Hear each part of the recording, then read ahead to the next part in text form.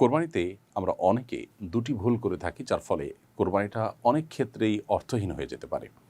তার একটি হলো, আমরা অনেকেই কসাইদেরকে কোরবানির পশুর গোশত অনেকটা বিনিময় হিসাবে দিয়ে থাকি।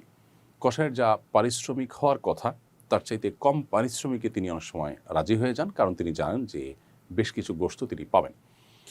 কসাইকে পারিশ্রমিকের অংশ হিসাবে গোশত দেওয়ার পরে নবী সাল্লাল্লাহু আলাইহি ওয়াসাল্লাম পরিষ্কারভাবে নিষেধাজ্ঞা আরোপ করেছেন আলী রাদিয়াল্লাহু তাআলা বর্ণিত হাদিসে। যার কারণে আ কসাইদেরকে কোরবানির পশুর গোশত বা পশুর কোনো কিছুকে বিনিময় হিসাবে দেওয়া যাবে না।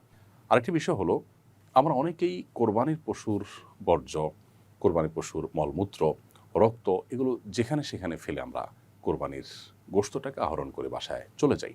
এর ফলশ্রুতিতে আমাদের কোরবানি অনেকটা অর্থহীন হয়ে যাওয়ার সমূহ আশঙ্কা থাকে। অর্থাৎ এর ফলে মানুষের যদি কষ্ট হয়, মানুষ অসুস্থ হয়, পরিবেশ নষ্ট হয়, বিপর্যস্ত হয়, তাহলে কিন্তু আমি গুনাহগার হব।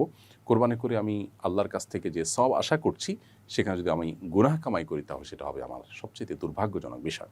এজন্য আমাদের কোরবানির পশুর মলমূত্র পরিষ্কার করা আমাদের দায়িত্ব এবং এগুলোকে যথাস্থানে ফেলা এটা আমাদের কর্তব্য। ঠিক একইভাবে জবের পর কোরবানির পশুর রক্ত যেন রাস্তাঘাটে পড়ে না থাকে, এটা শুকিয়ে যেন দুর্গন্ধ তৈরি না হয়, মাছি, মশা এবং ডেঙ্গু ইত্যাদি এর প্রাদুর্ভাব যেন না বাড়ে, সেজন্য দায়িত্বশীল আচরণ করা আমাদের কর্তব্য।